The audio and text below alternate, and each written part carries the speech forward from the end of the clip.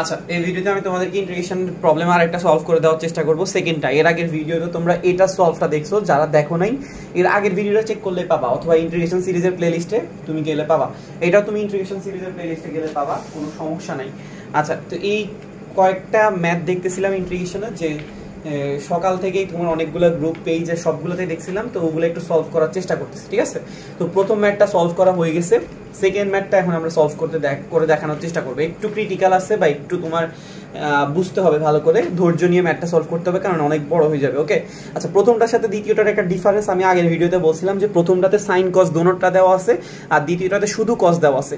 তো এখানে সাইন কস দোনোটা দেওয়া একটা সুবিধা হয়েছে, সাইনকে যদি আমরা জেড ধরি তাহলে কস চলে আসে, আবার কসকে জেড ধরলে সাইন চলে আসে। কিন্তু এখানে শুধুমাত্র একটা রাশি থাকার কারণে আমি কসকে জেড ধরলে যে সাইন আসবে, এই সাইনটা কিন্তু আমাদের নাই। তাই এখানে একটা কি হয়ে গেছে, বড়সড় সমস্যা হয়ে গেছে। তো এখন এই সমস্যাটা আমরা কিভাবে সলভ করতে পারি, বা এই ইন্টিগ্রেশনটা আমরা কিভাবে সলভ করতে পারি একটু দেখানোর চেষ্টা করব, ধৈর্য সহকারে দেখবা। ওকে, আর চ্যানেলে নতুন হলে অবশ্যই সাবস্ক্রাইব করবা। আচ্ছা, তো আমাকে এখানে কি দেওয়া আছে, integration of dx divided by কি দেওয়া আছে, 2 plus cos x whole square দেওয়া আছে, integration of dx divided by 2 plus cos x whole square. Okay, এটা আমরা কি করব, ইন্টিগ্রেশন করার চেষ্টা করব। তা আমরা নর্মালি দেখি যে কি, যে কোনো একটা রাশিকে ডিফারেন্সিয়েশন করলে বা জেড ধরলে অপর রাশিটা চলে আসে। এখানে যেহেতু কজ এক্স আছে, কজ এক্স যদি আমরা জেড ধরতাম কি আসতো, সাইন এক্স। কিন্তু এখানে কি কোথাও সাইন এক্স ছিল না, এখানে কোথাও সাইন এক্স ছিল না, তাই ভেজাল হয়ে গেছে। তো এরকম ফরম্যাটগুলোতে যখন আমরা আটকে যাব, যখন শুধুমাত্র একটা সাইন থাকবে, অথবা শুধুমাত্র একটা কস থাকবে, অথবা শুধুমাত্র একটা ট্যান থাকবে, এরকম অঙ্কগুলোতে আমরা আটকাই যাই। ওই আটকাই গেলে তখন আমাদেরকে হেল্প করার জন্য কিছু ফর্মুলা আছে। ত্রিকোণমিতিতে সাইন থেকে ট্যানের একটা ফর্মুলা আছে, কস থেকে ট্যানের একটা ফর্মুলা আছে, ট্যান থেকেও ট্যানের একটা ফর্মুলা আছে। কস থেকে যে ট্যানের ফর্মুলাটা ছিল, এটা কি ছিল, কজ এক্স এর সূত্রটা কি লিখতে পারি, 1 minus tan square x by 2 divided by 1 plus tan square x by 2। এটা কি ছিল, কজ এক্স এর সূত্র। এরকম সাইন এক্স এর সূত্রটা কি ছিল, 2 tan x by 2 1 plus tan square x by 2, ঠিক আছে? এরকম করে ট্যান এর সূত্র ছিল।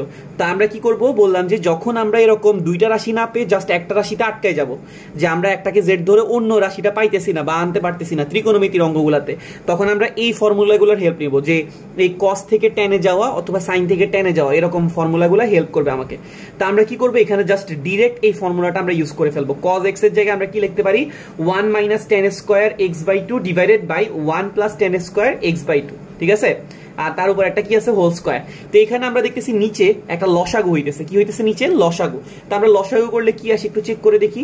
উপরে তো ডিএক্স থাকবে, এটা নিয়ে কোনো ডাউট নাই। লসাগু করলে নিচে কি থাকবে, 1 plus tan square x by 2, এটা থাকবে, এটা নিয়েও কোনো সমস্যা নাই, ঠিক আছে? আচ্ছা, উপরে লসাগু করলে কি আসবে, দেখো তো 2 এর সাথে এই পার্টটা নিচের পার্টটা যদি গুণ হয়ে যায়, তাহলে এটা হয়ে যাবে 2 plus 2 tan square x by 2, ঠিক আছে? 1 plus tan square x by 2 লসাগু করছে, নিচে আসছে। এবার যখন আমরা 2 দিয়ে নিচের হরটাকে গুণ করবো, তাহলে এটা হয়ে যাবে কি, 2 plus 2 tan square x by 2। আর এখানে হবে কি, 1 minus tan square x by 2।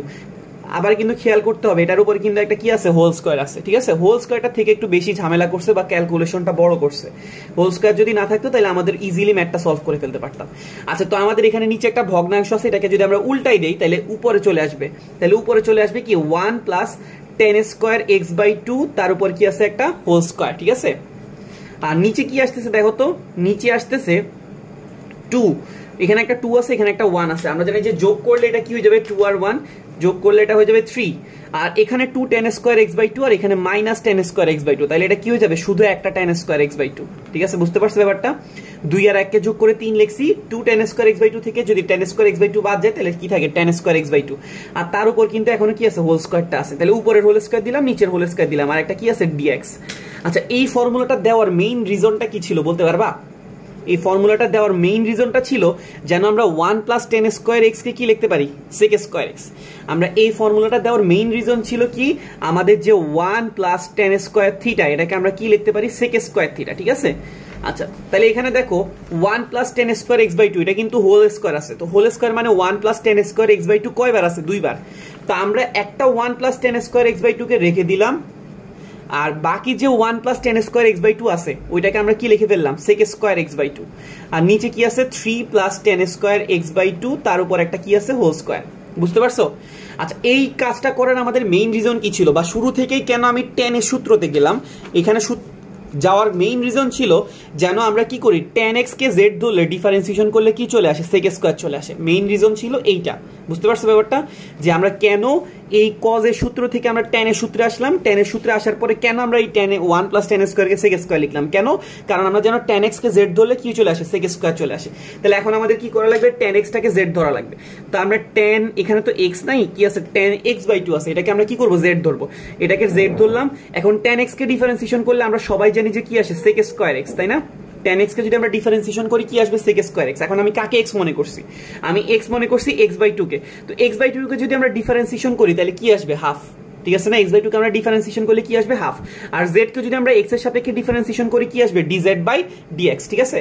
তাহলে দেখো আমাদের sec square x by two এটা কিন্তু চলে আসছে, এই যে sec square x by two যেটা লাগতো এটা চলে আসছে।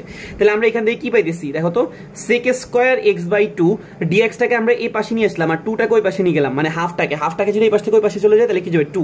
তাহলে দেখো আমাদের কি দাঁড়াইতেছে, আমাদের দাঁড়াইতেছে sec square x by two dx is equal to কি, টু ডিজেড। ওকে, এখন আমরা কি করব, এই sec square x by two ডিএক্সটাকে কি রিপ্লেস করে দিব, টু ডিজেড দিয়ে রিপ্লেস করে দিব।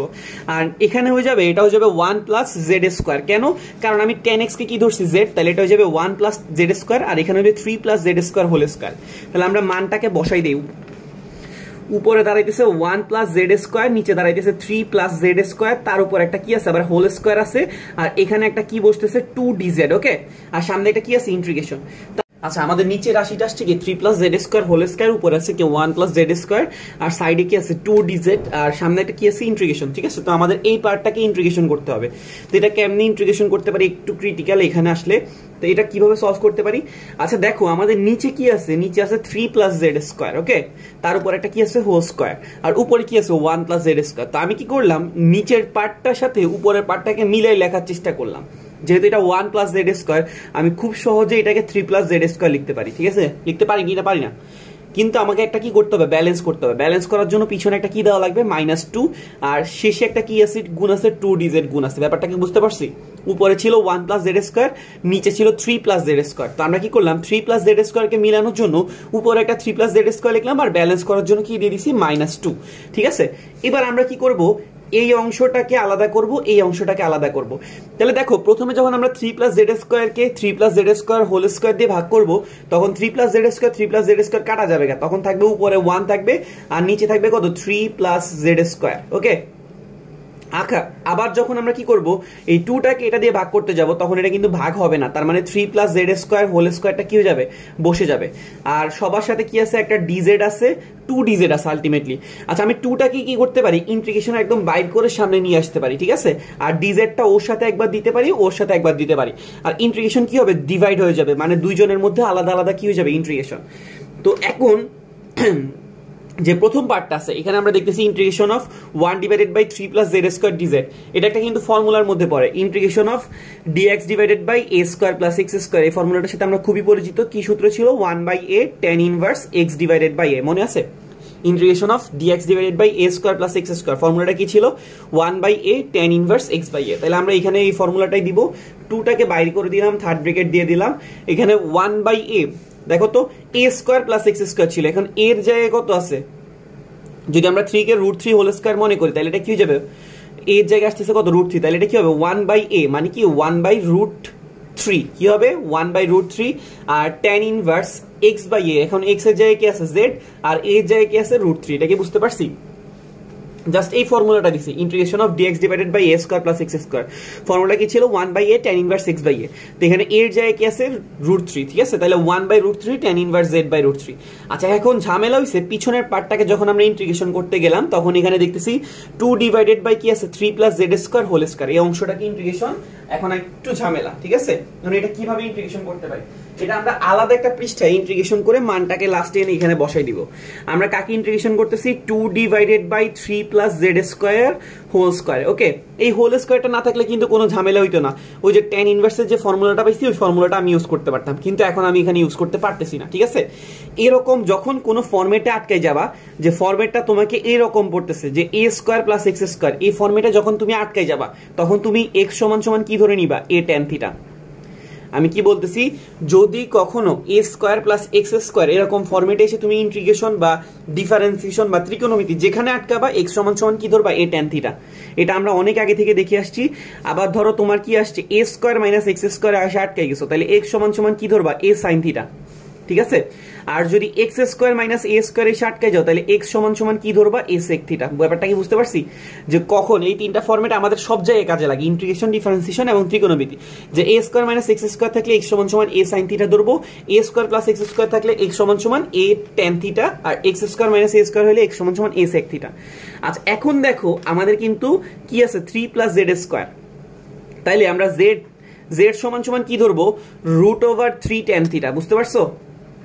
এই 3 প্লাস জেড স্কয়ারকে যদি আমরা a square plus x square সাথে তুলনা করতে যাই তাহলে আমাদের x এর জায়গায় কি আছে z, তাহলে আমরা z সমান সমান কি ধরবো, এখন a এর জায়গায় 3টাকে যদি আমরা √3 হোল স্কয়ার চিন্তা করি তাহলে আমাদের a এর মানটা কত দাঁড়ায় √3, তাহলে আমরা √3 tan থিটা ধরে ফেললাম। এখন আমরা কি করব, ডিফারেন্সিয়েশন করব। z কে যদি z এর সাপেক্ষে ডিফারেন্সিয়েশন করি কি আসবে 1, √3 বের হয়ে যাবে। tan থিটাকে যদি আমরা z এর সাপেক্ষে ডিফারেন্সিয়েশন করি প্রথমে আসবে sec স্কয়ার থিটা আর এটা কি আসবে d থিটা বাই dz। এটা কি বুঝতে পারছি যে আমরা উভয় পাশে z এর সাপেক্ষে কি করছি, ডিফারেন্সিয়েশন করছি। z কে z এর সাপেক্ষে ডিফারেন্সিয়েশন করলে 1, √3 বের হয়ে গেছে। tan থিটাকে ডিফারেন্সিয়েশন করলে sec স্কয়ার থিটা, আর যেহেতু আমরা থিটাটাকে z মনে করছি তাহলে কি দেওয়া লাগবে d থিটা বাই dz। আচ্ছা এখানে কিন্তু একটা dz ছিল, তাহলে এখন আমাদের dz এর মানটা কি আসতেছে দেখো তো, dz সমান সমান কি হইতেছে √3 sec square theta d theta, dz সমান সমান কি আসতেছে √3 sec square theta d theta. এখন আমরা মানগুলোকে সব বসাই দিব, এখানে একটা 2 আছে, এই dz এর মানটা আমরা এখানে পাইছি কি √3 sec square theta d theta, তাই না। dz এর মানটা কি পাইছি √3 sec square theta d theta, আর নিচে আমরা কি করব z এর মানটা বসাই দিব 3 প্লাস এখানে z স্কয়ার, z কে আমরা কি ধরছি √3 tan থিটা, তো z কে যদি আমরা স্কয়ার করি √3 tan থিটাকে যদি আমরা স্কয়ার করি তাহলে এটা হয়ে যাবে কি 3 tan স্কয়ার থিটা, আর তার উপর একটা কি আছে হোল স্কয়ার, ঠিক আছে। কি বললাম, z এর মানটা আমরা কি ধরে নিছি √3 tan থিটা, তো আমরা z এর মানটা এখানে বসাইছি কি √3 tan থিটাকে যদি স্কয়ার করি কি আসে 3 tan স্কয়ার থিটা, ওকে। আচ্ছা তাহলে এখানে 2√3 sec square theta d theta. এখন এখানে একটা 3 আছে কিন্তু দোনোটাতে রাশিতে, নিচে রাশি দোনোটাতে কি আছে 3, একটা 3 কমন নিলে বের হয়ে গেলে তখন এটা স্কয়ার হয়ে যাবে, 3 কে স্কয়ার করলে কত আসে 9, আর 3 কমন নেওয়ার পর কি থাকে 1 প্লাস tan স্কয়ার থিটা, যেটাকে আমরা কি লিখতে পারি sec স্কয়ার থিটা, ঠিক আছে। 3 কমন নিলে বের করলে হয়ে যাবে 9, আর 3 কমন নেওয়ার পরে থাকে 1 প্লাস tan স্কয়ার থিটা, যেটাকে আমরা sec স্কয়ার থিটা লিখতে পারি, তার উপর একটা কি আছে হোল স্কয়ার, ঠিক আছে। এখন দেখো উপরে একটা sec স্কয়ার থিটা নিচে একটা sec square theta whole square, তাহলে কাটাকাটি গেলে শুধু একটা sec স্কয়ার থিটা থাকবে নাকি থাকবে না, উপরে একটা sec স্কয়ার থিটা আছে নিচে একটা sec square theta whole square আছে, তাহলে আমরা কাটাকাটি করলে একটা sec স্কয়ার থিটা কিন্তু কি হয়ে যাবে থেকে যাবে, আর তুমি এখানে √3 আর 9 কাটাকাটি করলে কি লেখা যায় 3√3, তাহলে আমাদের এখানে কি দাঁড়াইতেছে 2 3√3। আচ্ছা এখন 1 বাই sec স্কয়ার থিটাকে কি লেখা যায় বলো তো cos স্কয়ার থিটা, এটা কি জানি নাকি জানি না, অবশ্যই আমরা জানি আশা করি। 1 বাই sec স্কয়ারকে কি লেখা যাবে cos স্কয়ার থিটা। এখন cos স্কয়ারের কিন্তু ইন্টিগ্রেশনের ডাইরেক্ট কোনো সূত্র নাই, আমি কি করলাম এই 2টাকে এখানে পাঠিয়ে দিলাম, তাহলে 2 cos স্কয়ার থিটা একটা ত্রিকোণমিতির সূত্র আছে।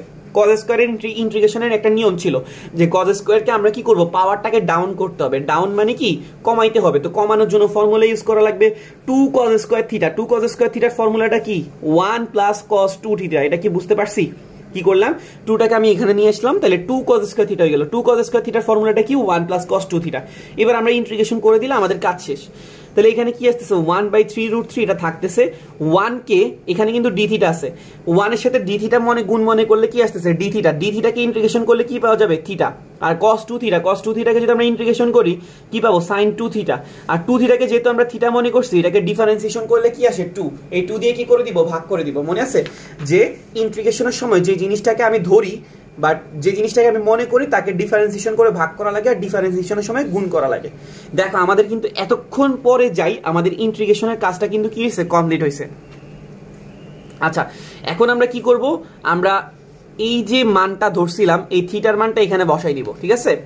আমরা কি করছিলাম z সমান সমান √3 tan থিটা ধরছিলাম তাই না, এখন আমরা মানটাকে এখানে বসাবো। আচ্ছা পরের পৃষ্ঠা যাই বসাই, কোনো সমস্যা নেই। 1 বাই 3√3 আসছে, একটা থিটা প্লাস কি আসছে sin 2 থিটা ডিভাইডেড বাই কত sin 2 theta divided by 2। sin 2 থিটার একটা ফর্মুলা আমরা জানি যে কি 2 sin থিটা cos থিটা, এটা দিলে আমাদের কাজটা সহজ হয়ে যায়, ঠিক আছে। তাহলে একটা 2 কি হয়ে যাবে কাটাকাটি গেল গা, আর 1 বাই 3√3। এখন বলো আমরা কাকে z ধরছিলাম √3 tan থিটাকে z ধরছিলাম, তাহলে z এর মানটা হচ্ছে কি √3 tan থিটা, ওকে, এখন আমরা মানটা বসাই দিব। তাহলে আমরা এখানে √3 tan থিটা যদি z হয় তাহলে থিটা সমান সমান কি লেখা যায়, tan inverse z divided by √3। এটা নিয়ে কোনো সমস্যা আছে? আশা করি সমস্যা নাই। এখন আমরা সাইন আর কজ এর মধ্যেও সেম মানটা বসাবো। সাইনটাকে আমরা কি লিখতে পারবো, সাইন ভিতরে দিয়ে দিলাম tan ইনভার্স z বাই √3 আর cos tan inverse z divided by √3। তুমি চাইলে এখানে আরেকটু ক্যালকুলেশন করতে পারো। কেমনে? এই tan ইনভার্সটাকে সাইন ইনভার্সে নিয়ে যেতে পারো। কিসের মাধ্যমে? ত্রিভুজের মাধ্যমে। ঠিক আছে, আমি আর নিয়ে দেখাইলাম না। আচ্ছা না, দেখাই ফেলি একবারেই। ঠিক আছে, তুমি এই অংশটা কেটে ফেলো, এই অংশটা লেখো না। তুমি z সমান সমান কি ধরছো, √3 tan থিটা। তাহলে tan থিটা সমান সমান কি বলা যায়, z বাই √3 বলা যায় না কি যায় না? অবশ্যই যায়। তাহলে এই ত্রিভুজটার জন্য লম্বের মান হইছে কত, z, আর ভূমির মান হইছে কত, √3। তাহলে বলো তো অতিভুজটা কত হবে, √ লম্ব স্কয়ার প্লাস ভূমি স্কয়ার। তাহলে এটা কত হইতেছে, √ z স্কয়ার প্লাস কত, 3। ঠিক আছে, এবার তুমি মানটা বসাইতে পারো আরামসে, কোনো সমস্যা নেই। 1/3 √3 tan ইনভার্স z বাই √3, এটাকে তো আমরা বসাবোই। সাইন থিটা, সাইন থিটা মানে কি বলতো, সাইন থিটা মানে হচ্ছে লম্ব বাই অতিভুজ। তাহলে আমাদের এখানে কি লেখা লাগবে, z by √z square plus 3। আর cos থিটা, cos থিটা মানে কি, ভূমি বাই অতিভুজ, মানে √3 divided by √z square plus 3। ঠিক আছে, এখন আমরা কি করব, এই যে আমরা যে আনসারটা পাইছিলাম এই আনসারের মধ্যে মানটাকে বসাই দিব। ঠিক আছে, এখানে আমাদের যদি মানটাকে বসাই, দেখো তো কি আছে, 1/3 √3, এটাকে বসাইলাম 1/3 √3, একটা ব্রেকেট দিলাম, tan ইনভার্স z বাই √3, আর এখানে z আছে একটা √3 আছে, তাহলে আমরা z √3 কে কি করতে পারি, গুণ করতে পারি। আর নিচে √z square plus 3, √z square plus 3 ultimately কি হয়ে যাবে, শুধু z স্কয়ার প্লাস 3। ঠিক আছে, এবার দেখো এখন কিন্তু এখানে কিন্তু ধরা রাশি এখনো আছে। আমরা কাকে z ধরছিলাম, একটু আগের পৃষ্ঠাটা উল্টাইতে হবে, যে আমরা tan x/2 কে কি করছিলাম, z ধরছিলাম। তাহলে আমরা এখন tan x/2 এর মানটা এখানে বসাই দিতে হবে।